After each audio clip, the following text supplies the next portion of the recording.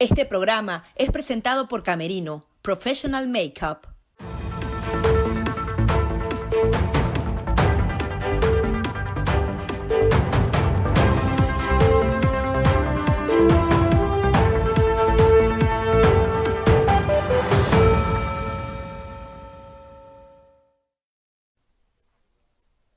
Bienvenidos una vez más a su programa Perspectivas con Gaby Peroso. En esta ocasión me encuentro con el exalcalde de Chacao, Ramón Muchacho, de gran trayectoria política en Venezuela y ahora exiliado tras los ataques del régimen de Nicolás Maduro. Bienvenido a Perspectivas. Gracias, Gaby. Gracias por la invitación. Aquí a la orden. Saludos a todos los que nos ven en Venezuela y en todas partes.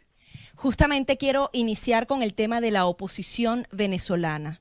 Ya veíamos que los partidos políticos se habían replegado un poco, habíamos visto frentes unitarios que sumaban a otros sectores, pero ahora estamos viendo algo muy particular y es las personas que participaron en las elecciones, hacen enviados a otros grupos. La Mesa de la Unidad Democrática esta semana se pronunció, vuelve Ramón Guillermo Aveledo. Hay como muchas cosas en juego. ¿Se podría llegar a una nueva oposición y esa llegar a un diálogo? Sí, bueno, Gaby, lo primero es que la cruda realidad es que la oposición venezolana está noqueada. Está noqueada y en la lona. Y por razones que conocemos. La oposición los partidos están proscritos, están ilegalizados, como es el caso de Voluntad Popular, el caso de mi partido, Primero Justicia. Los liderazgos están perseguidos, están presos como Leopoldo, inhabilitados como Enrique, en el exilio como Antonio Ledesma o este servidor o tantos otros. Esa es la situación de la oposición venezolana hoy, es producto de que nos enfrentamos a una dictadura. No estamos en democracia, sino en una dictadura abierta que además se quitó ya cualquier careta. Frente a eso, el reto de la oposición es transformarse en una resistencia que pueda organizarse de alguna manera en Venezuela para hacer frente a la dictadura. No será por los canales regulares, en Venezuela lamentablemente hoy no hay salida electoral, pero a pesar de ello es importante la organización, el mensaje, la organización social. Eso siempre va a hacer falta, a pesar, repito, de que hoy no haya posibilidades de una salida electoral en Venezuela. Sí quisiera alertar, aprovechando tu pregunta, que hay un esfuerzo del régimen y de Nicolás Maduro de crear una nueva oposición a su medida, una oposición que no tenga vocación de poder, no tenga vocación de ser gobierno, sino que tenga vocación de ser siempre oposición.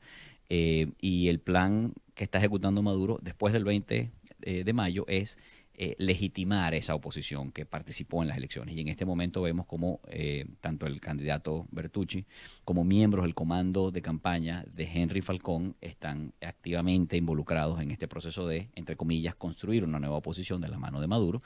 E inclusive ya han adelantado que podría haber una liberación de presos políticos, que sería una especie de milagro atribuible a estos nuevos santos de la oposición, pero además han adelantado que después de ese gesto, entre comillas, vendría un nuevo proceso de diálogo. Alerto esto porque pareciera que es la película que vamos a ver ahora en Venezuela. Estamos viendo también a Henry Falcón que está proponiendo una nueva plataforma.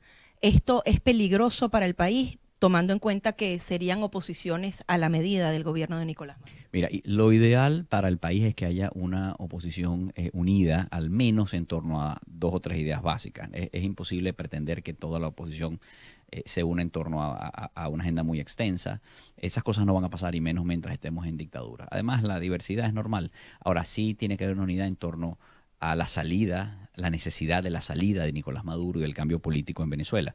Las diferencias vienen más bien por los métodos. Hay algunos, como Henry Falcón, que creen que hay salida electoral y que esa es una vía válida. Nosotros pensamos que no solo no hay salida electoral, sino que es muy peligroso prestarse a ese juego, le hace un gran beneficio al gobierno. Creo que la mayoría de los venezolanos, en todo caso, ya entendieron que no hay salida electoral y la demostración fue el 20 de mayo. La gente habló al no participar, al no ir y dejar las urnas electorales vacías. En todo caso, sí es importante la unidad, pero, Gaby, lo digo con mucho dolor como venezolano y con mucha crudeza, la verdad es que la oposición unida o dividida tiene grandes limitaciones hoy en Venezuela. Aun si la oposición se uniera en un solo bloque, en el Frente Amplio, en la MUD o en cualquier otro nuevo, está severamente limitada. Los venezolanos hoy solos no podemos superar nuestros problemas. Los venezolanos solos, la oposición por nuestra lucha solos en Venezuela, no podemos cambiar al régimen. No lo podemos cambiar con votos, no lo podemos cambiar con balas por razones evidentes y no lo podemos cambiar con calle.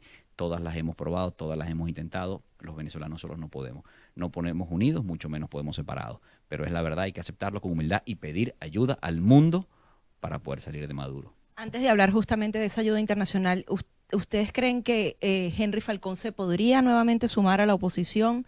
¿Habría demasiada desconfianza? Porque hay muchos que aseguran que él siempre estuvo con el régimen de Nicolás Maduro, incluso cuando fue opositor y cuando estaba de gobernador.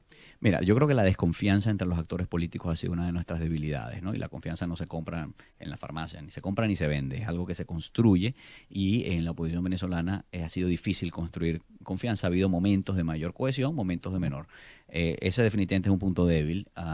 Y bueno, digamos, más allá de la decisión de los actores políticos, incluyendo a Falcón y a la MUD, de integrarse o no, de reunirse o no, o mantenerse por canales separados, independientemente de eso, la última palabra tiene el pueblo. Es decir, la pregunta no es si la MUD y Falcón se pueden unir, la pregunta es si el pueblo opositor se ve reflejado en Falcón, en la MUD, en los dos o en ninguno, porque nuestro reto al final en Venezuela hoy hay una gran crisis de representatividad. Y millones de venezolanos hoy no se sienten representados por nadie y rechazan al gobierno, pero rechazan a la oposición o no se identifican simplemente con la oposición, y eso es un drama, eso es uno de los dramas que tenemos. Eso tiene muchas explicaciones que nos tomaría mucho tiempo analizarlas, pero hay una gran crisis de representación. La pregunta no es si los actores políticos podemos unir, no solamente es si los venezolanos están dispuestos a apoyar alguna de estas fórmulas.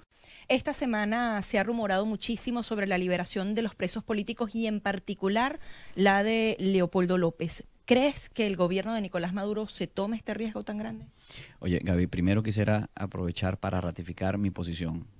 Los presos políticos tienen que ser liberados, sin condiciones. Ni siquiera debieron estar presos, ni siquiera deberían estar presos, pero ya que lo están, deben ser liberados de inmediato y sin ninguna condición. Ahora, habiéndote dicho eso, también te digo que creo que los venezolanos entenderíamos o no juzgaríamos o culparíamos a ningún preso político que para obtener su libertad se vea obligado, forzado, coaccionado, presionado a hacer o decir cosas que van en contra de sus convicciones. Digo esto porque la información que tenemos es que el gobierno está presionando y coaccionando para que hagan cosas que ellos no quieren hacer, como reconocer a Nicolás Maduro como presidente legítimo de Venezuela o a la fraudulenta Asamblea Nacional Constituyente. Pero en todo caso, ratifico, deben estar en libertad sin condiciones, pero aún si ellos aceptaran cosas que van contra sus principios a cambio de su libertad, creo que el país no los juzgaría por eso. Creo que deben ir a la libertad de hacer todo lo que esté en sus manos, porque presos no nos ayudan. Presos son un problema más que tiene que resolver la oposición. En libertad pueden hacer mucho más, tanto en Venezuela como en el exterior. Así es que, ¿crees que el precio es muy alto, el que podría pagar los líderes de la oposición por estas liberaciones? Yo creo que el precio más alto es permanecer presos. No hay ningún precio más alto que ese desde el punto de vista político y desde el punto de vista personal y cualquier otro que podamos analizar. Ese es el precio más alto. Por eso creo que tienen que priorizar por sobre cualquier otra cosa su libertad para poder accionar desde la calle.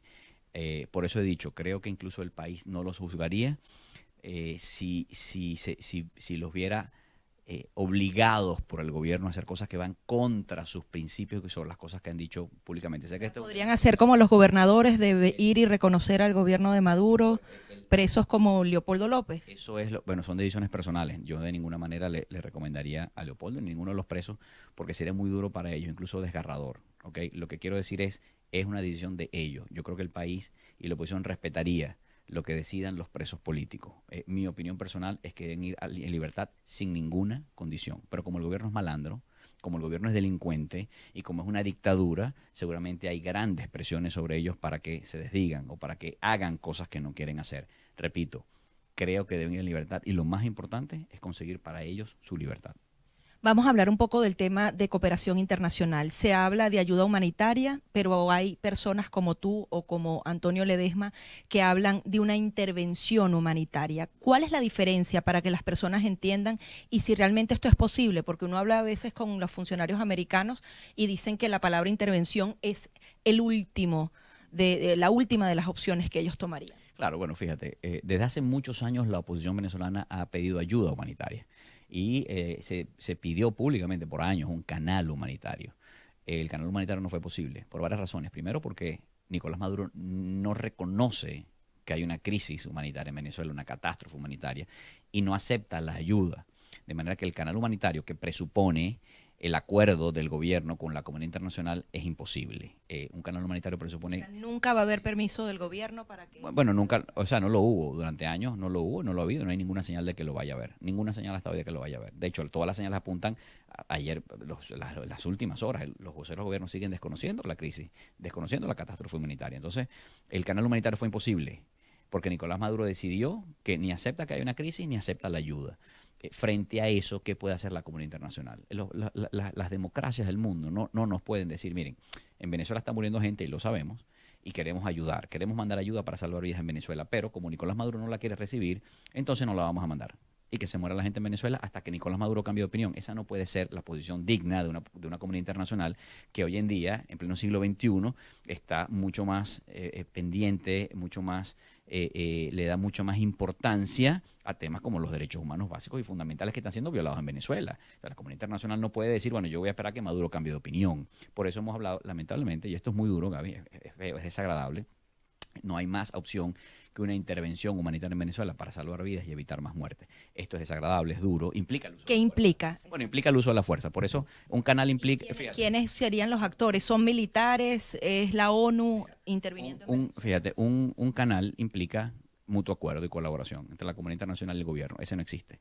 No existe esa posibilidad. La intervención humanitaria, como su palabra lo sugiere, implica fuerza, el uso de la fuerza. Entonces, una misión humanitaria que lleve ayuda a Venezuela puede ser, por supuesto, ejecutada por Naciones Unidas, cascos azules, etcétera, y no necesariamente tiene que recurrir a la fuerza o a la violencia. Pero puede ser, podríamos llegar al extremo en que Nicolás Maduro, en su locura, esté dispuesto a ejercer fuerza y violencia contra quienes vayan a llevar ayuda a Venezuela y a salvar vidas. Eso puede pasar porque Nicolás Maduro está desquiciado y eso, digamos, no necesitamos más pruebas de eso, es absolutamente cruel. Nicolás Maduro no solamente no quiere salvar vidas en Venezuela, sino que quiere seguir fomentando el éxodo. Maduro sueña con una Venezuela de 15, tal vez 10 millones de habitantes, que pueda controlar con mucho menos dinero, con mucha menos fuerza y con mucha menos producción petrolera. Nicolás Maduro quiere que el éxodo siga y lo está logrando. En los próximos meses probablemente vamos a ver una oleada de un éxodo en Venezuela mucho mayor que lo que hemos visto hasta ahora. Entonces, la intervención implica fuerza. Pero más allá de eso, como todavía no estamos ni siquiera cerca de una intervención humanitaria, Gaby, nuestro punto es que el mundo tiene que abrirse al tema. Es decir, lo primero es que hay que conversarlo, por desagradable que sea. El mundo tiene la obligación, Europa, América, la OEA, el Grupo de Lima, los Estados Unidos. Actualmente no se está hablando con seriedad de este tema en particular. Óyeme, en este momento la comunidad internacional le saca el cuerpo a esa discusión y lo entendemos. Para ningún país del mundo es fácil decirle ni para los Estados Unidos, ni para Colombia, ni para Brasil, ni para ninguno. Es fácil decir, bueno, ¿a cuántos de nuestros funcionarios, de nuestros efectivos vamos a enviar una misión humanitaria a Venezuela? ¿Cuánto cuesta la misión humanitaria a Venezuela? ¿Quién la paga? ¿Cómo se cubren los costos? ¿Cuántas vidas puede costar? Y si Nicolás Maduro en su locura decide ir a ejercer la fuerza y la violencia contra esto. O sea, ¿cuántos pueden ser las consecuencias? Pueden ser muy duras. Es normal que los países le tengan miedo, cuidado, prudencia. Es absolutamente normal. O sea, que este año no hay una solución a la crisis humanitaria. Bueno, es que la solución podría no llegar nunca, Gaby. Y por eso es que es tan importante que nos abramos a estos temas, por desagradables que sean. El mundo tiene que sentarse a discutir estas posibilidades. ¿Cuántos muertos más tienen que haber en Venezuela antes de que nos planteemos seriamente la intervención humanitaria? Y yo me pregunto, si en Venezuela mueren 10.000 personas más, si mueren 100.000 personas más, o si muere medio millón de personas, o emigran a la fuerza, 1 o 12 son desplazados, ¿eso será suficiente para que el mundo voltee y se plantee seriamente este tema? ¿Cuánto más tiene que pasar? ¿Cuántos venezolanos tienen que morir para que nos planteemos esto? Mientras tanto, mientras tú y yo hablamos, en Venezuela todos los días se profundiza la crisis y no hay ninguna señal que nos permita pensar, Gaby, que las cosas van a mejorar. La crisis en Venezuela ni siquiera está estabilizada. La crisis se está profundizando día a día, así es que lo que viene es mucho más duro. Salvando la actuación que ha tenido Luis Almagro, que ha sido muy activa con el tema venezolano, veíamos algunos de los mensajes que escribías hace algún tiempo, compartiendo el pensamiento del vicepresidente Mike Pence, el vicepresidente de Estados Unidos, sobre que la OEA no ha hecho más. La semana que viene hay posibilidades de alcanzar una votación. ¿Qué esperas tú de lo que pasó esta semana con este informe tan importante y la semana que viene en la Asamblea General de la Organización de Estados Americanos. Sí, bueno, Gaby, varias cosas. Primero, sin duda, agradecer a Almagro todo lo que ha hecho por Venezuela. Ha sido una voz muy firme y muy clara. Y yo, en lo personal, agradecerle la oportunidad de haberme invitado a participar y rendir mi testimonio ante el panel. Además, quiero que nos cuentes. Sí, claro. No, bueno, oye, fuimos muchos los que estuvimos por allá. El mismo día, antes de presentar testimonio, yo, por ejemplo, estuvieron los padres de Juan Pablo Pernalete.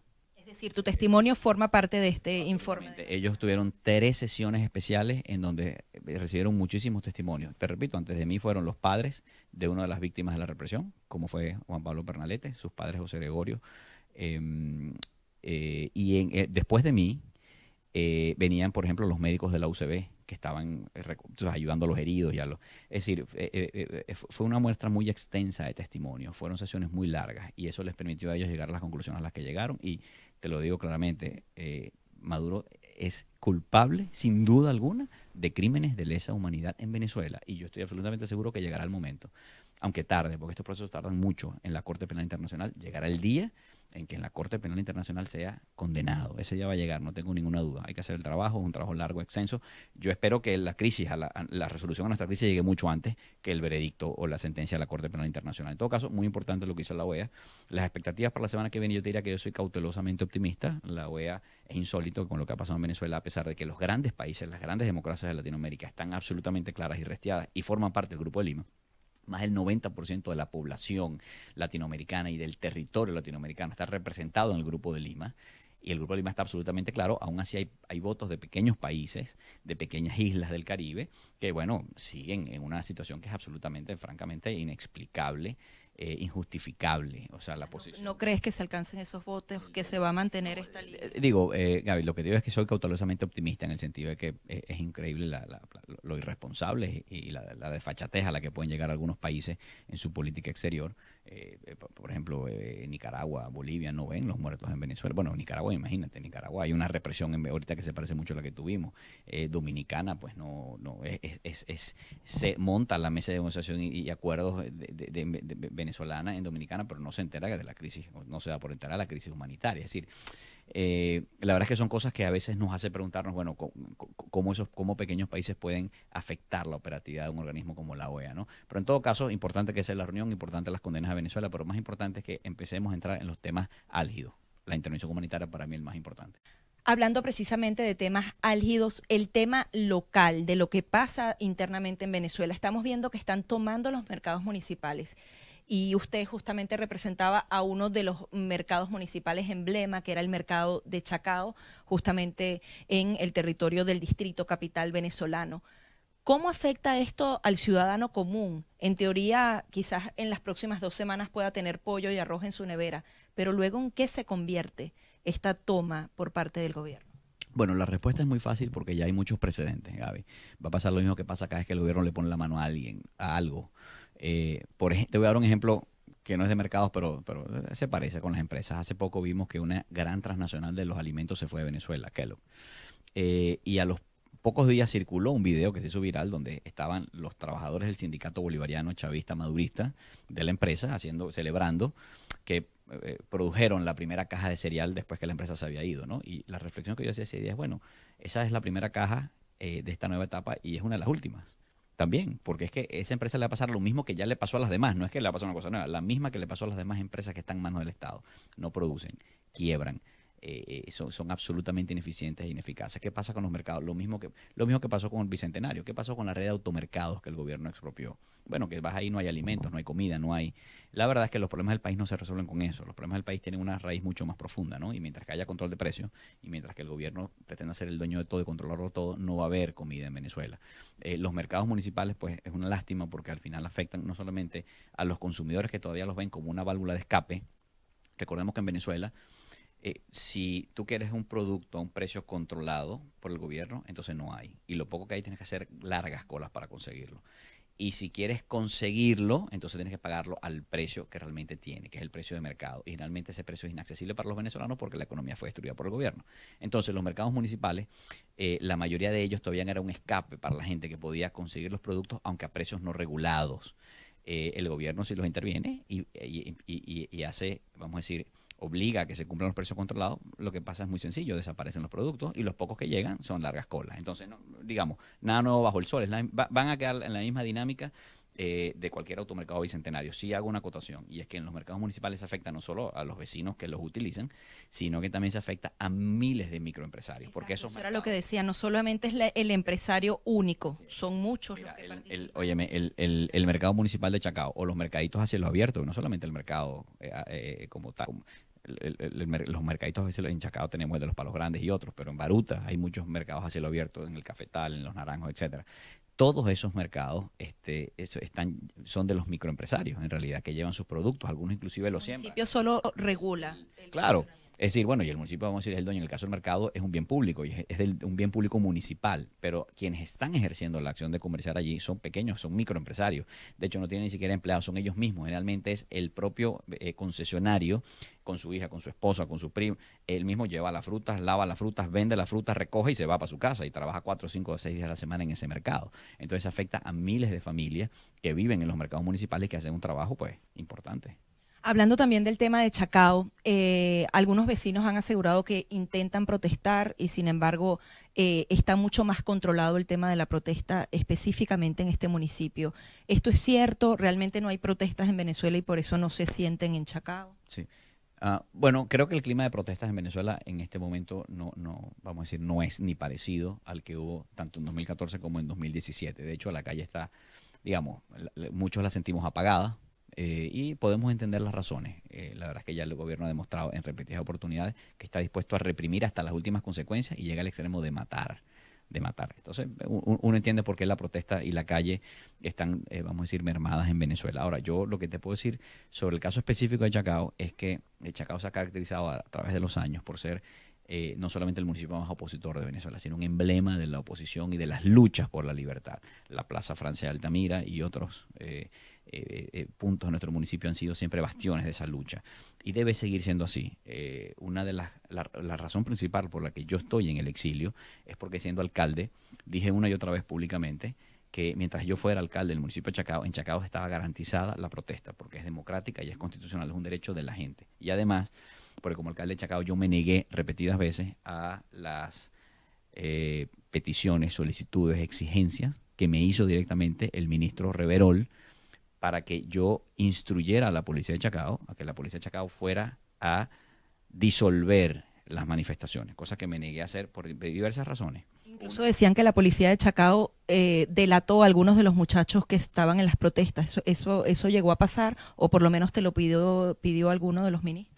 No, lo que me pidieron, en mi caso, y lo he dicho además públicamente, lo dije creo en el testimonio de la OEA, está grabado allí. Lo que a mí me pidió el ministro Reverol fue que yo instruyera a Polichacao de que disolviera las protestas, cosa que me negué, primero, por muchas razones. Primero, porque la protesta es constitucional y yo estoy de acuerdo con esa protesta. En segundo lugar, porque la policía de Chacao no tiene esa competencia. No se puede.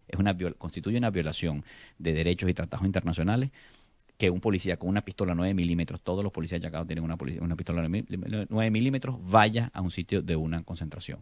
Pero además aprovecho tu pregunta para aclarar algo más, porque a veces me preguntan, bueno, que si Polichacao practicó detenciones. Mira, la represión en nuestro municipio, tanto en 2014 como en 2017, estuvo encabezada por la Guardia Nacional Bolivariana y por la Policía Nacional Bolivariana, que son quienes tienen equipos antimotines. La policía de Chacao no tiene equipos antimotines, no tiene cascos, máscaras, ni tiene perdigones. La policía de Chacao en ningún momento no reprimió. Pero además de eso tampoco practicó detenciones. Las pocas detenciones que se practicaron que en ocasión de alguna marcha fueron totalmente documentadas y no se trataba, vamos a decir, de manifestantes per se. A veces era un atraco que se daba ahí, una riña, cualquier cosa. En todo caso, Gaby, sí te pido a ti como periodista, si tú o cualquier persona te puede suministrar información sobre alguna detención que haya practicado Polichacao de manera indebida, me encantaría. Porque, por ejemplo, yo he chequeado con el Foro Penal que lleva un registro de todos los detenidos en las protestas para ver si hay alguno que haya sido detenido por Polichacao, que esté preso, con quien podamos hablar, y la verdad es que no he encontrado ninguno. Esa investigación hay que hacerla y me encantaría poder conversar con algunos si así fue. Lo que sí nos pasó es que en el 2014, cuando se llevaron preso a Leopoldo, se llevaron preso a 6 estudiantes que están en el mismo juicio de Leopoldo, por el caso del 12 de febrero del 2014, el primer día de las protestas. Ese día hubo disturbios en el centro de Caracas y además asesinaron a Robert Redmond en Chacao. Ese día se llevaron preso a 6 estudiantes que están en el mismo juicio de Leopoldo. Los mandaron a una cárcel común, su familia nos pidió que los recibiéramos en Chacao y el juez de la causa, la fiscalía pidió eso, el juez de la causa lo aceptó y nos pidieron que los recibiéramos en Chacao. Cosa muy delicada para nosotros porque Chacao no tiene cárcel, tiene un calabozo y no tiene las mejores condiciones, pero cuento largo corto, en su momento los recibimos para ayudarlos, estuvieron varios meses allí los cuidamos, ahí estuvo Marco Cuello, entre otros. Y bueno, mucha gente a raíz de eso nos criticó y nos atacó pensando que eran detenidos nuestros. Y la verdad es que no, fueron detenidos, fueron hechos presos por el gobierno, juzgados por el gobierno y simplemente estuvieron en Polichacao porque así lo pidió la familia y lo hicimos para ayudarlos. Pero salvo eso no hubo ninguna otra irregularidad. Más bien siempre fue nuestro apoyo con Salud Chacao, con Protección Civil, a todas las personas que estaban ejerciendo su derecho constitucional a manifestar e incluso a aquellos que fueron víctimas de la represión y que atendimos en Salud Chacao para prestarle primeros auxilios, ¿no?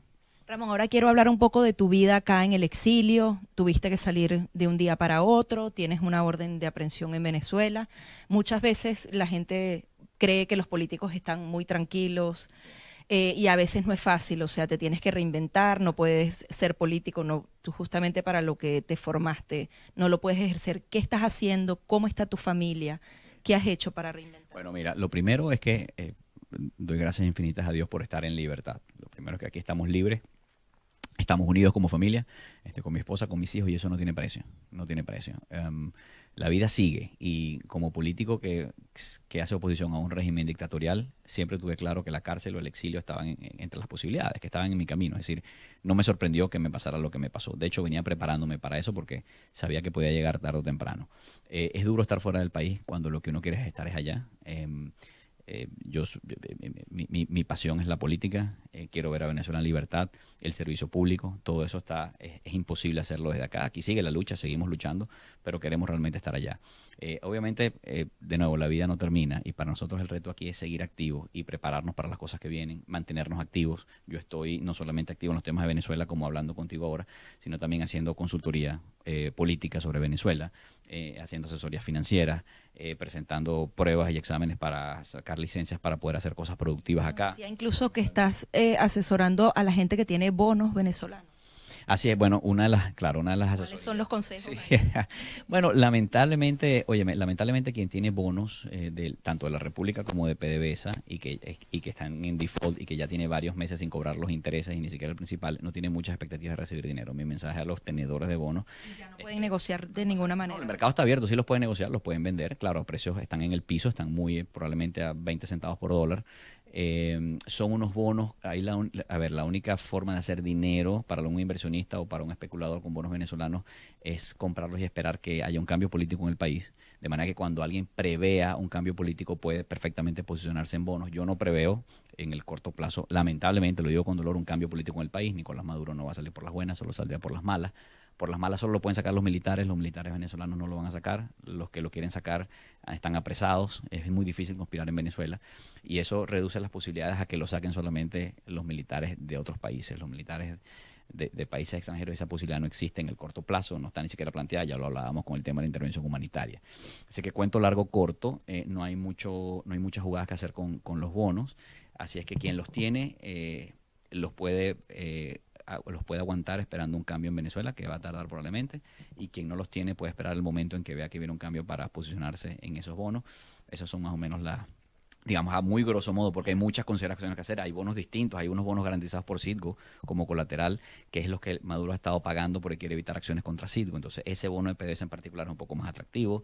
Se están organizando los tenedores de bonos para demandar a Venezuela y después de lo que pasó con ConocoPhillips en el Caribe, puede ser que veamos acciones de tenedores de bonos demandando activos de Venezuela y teniendo acciones judiciales o embargos sobre bienes del país. Complicar aún más. Bueno, sin duda alguna se va a complicar aún más porque los tenedores de bonos van a tratar de recuperar su dinero y su inversión. Sí, se va a complicar mucho más ese panorama. Muchísimas gracias por estar con nosotros. El exalcalde de Chacao, Ramón Muchacho, en esta conversación sobre diversos temas que preocupan a los venezolanos. Hasta aquí su programa Perspectivas. Como siempre es un placer acompañarles. Hasta la próxima. Este programa es presentado por Camerino, Professional Makeup.